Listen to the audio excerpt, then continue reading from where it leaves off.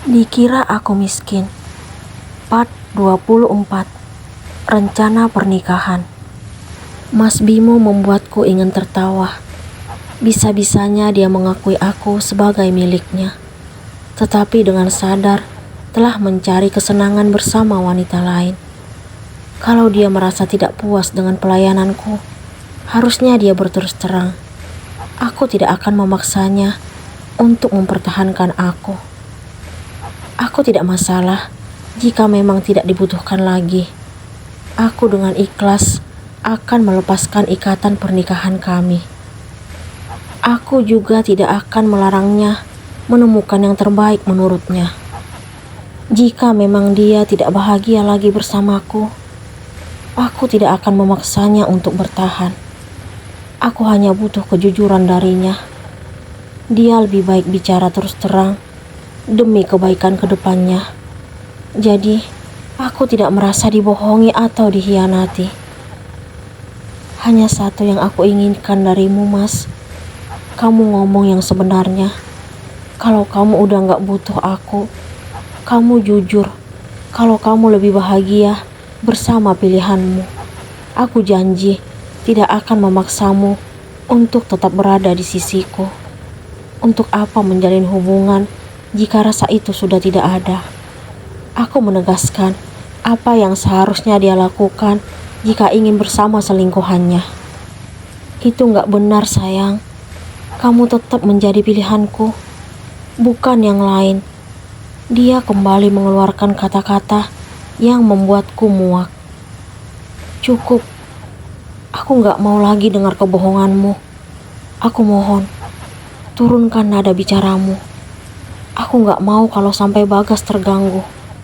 Kalau kamu gak mau pindah dari sampingku, aku yang akan pindah.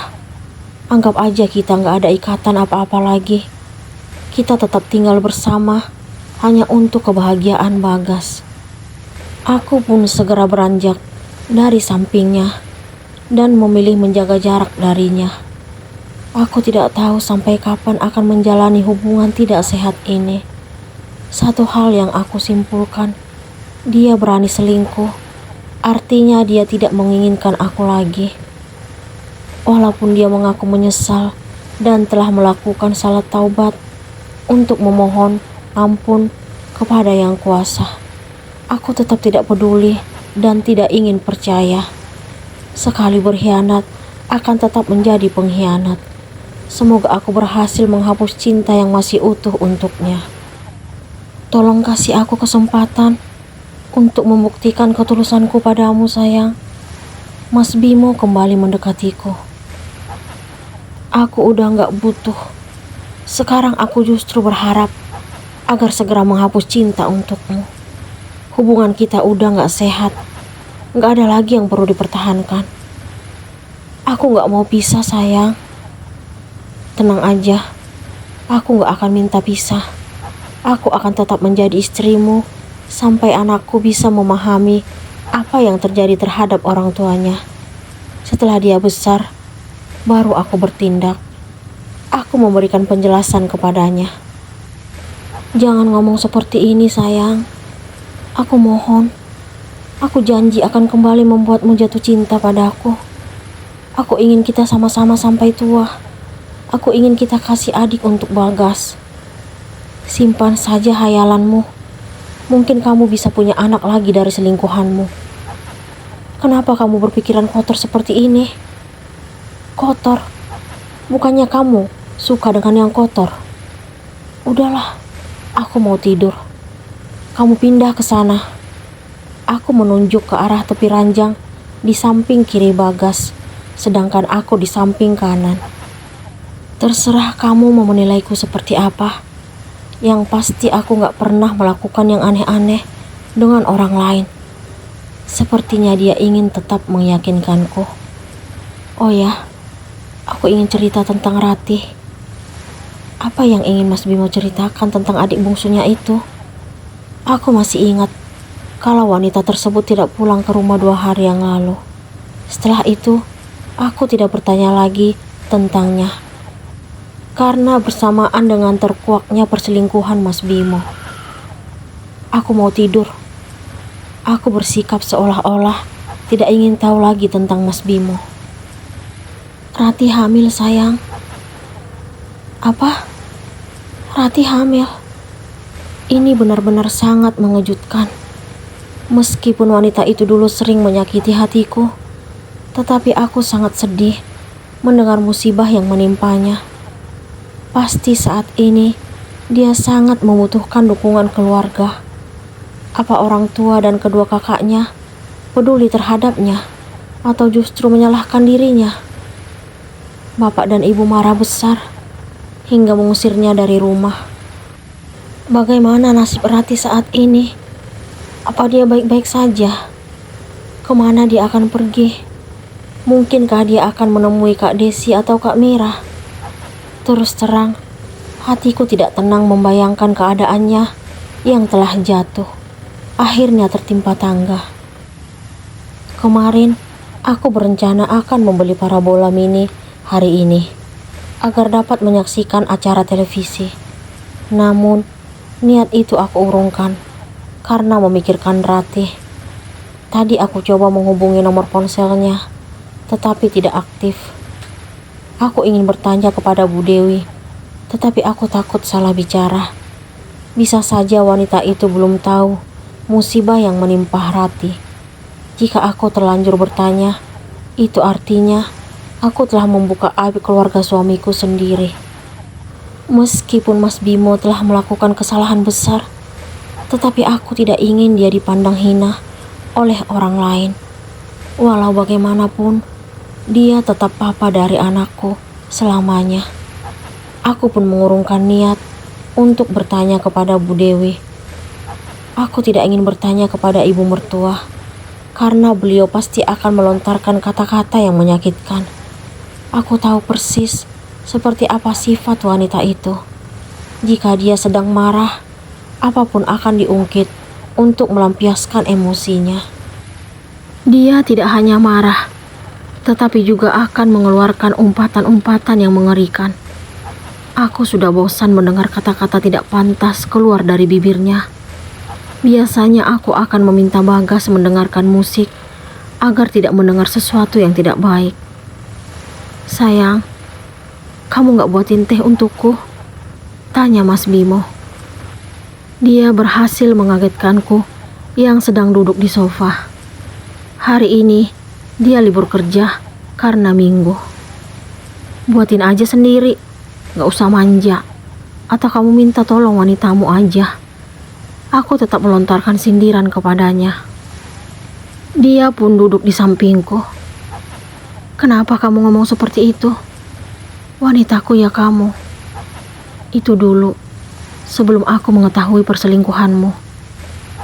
Aku mohon, maafin aku. Aku lagi gak ingin bahas ini. Masih ada yang lebih penting untuk dibicarakan. Rati pergi kemana setelah diusir? Aku tidak mampu menyembunyikan kekhawatiranku terhadap adik iparku tersebut. Kamu khawatir sama Rati, sayang? Dia meraih tanganku, tetapi aku langsung menjaga jarak darinya. Aku bukan orang tuamu yang tega ngusir anaknya saat sedang ditimpa musibah. Aku kesal mengingat apa yang mertuaku lakukan. Dia di rumah temannya. Apa? Kenapa nggak ke rumah Kak Desi atau Kak Mira? Aku sangat terkejut mendengar jawaban Mas Bimo. Mereka nggak terima Rati. Ternyata kedua kakak iparku mewarisi kejahatan orang tuanya. Siapa yang bilang?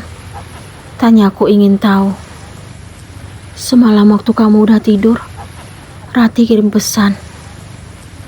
Aku tidak habis pikir dengan jalan pikiran orang tua dan kedua kakak Mas Bimo.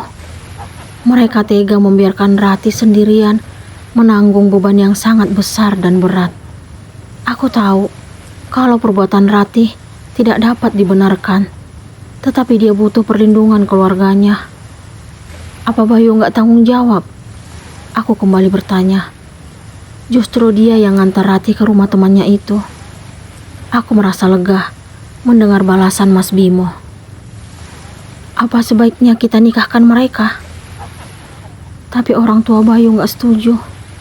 Mereka udah bilang kalau Bayu tetap memilih hidup bersama Ratih, mereka gak akan peduli lagi dengan Bayu, termasuk biaya pernikahan. Ternyata Ratih mengalami nasib yang sama denganku.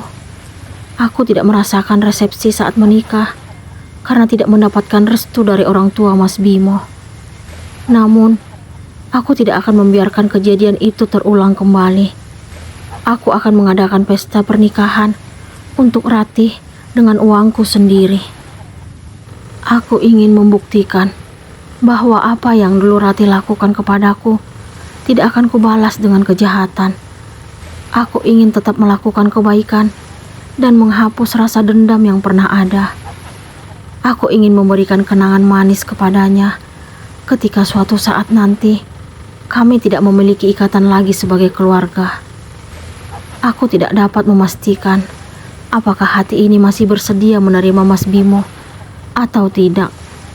Jadi, walaupun takdir kami memang harus bercerai nanti, Ratih akan mengingat apa yang kulakukan kepadanya.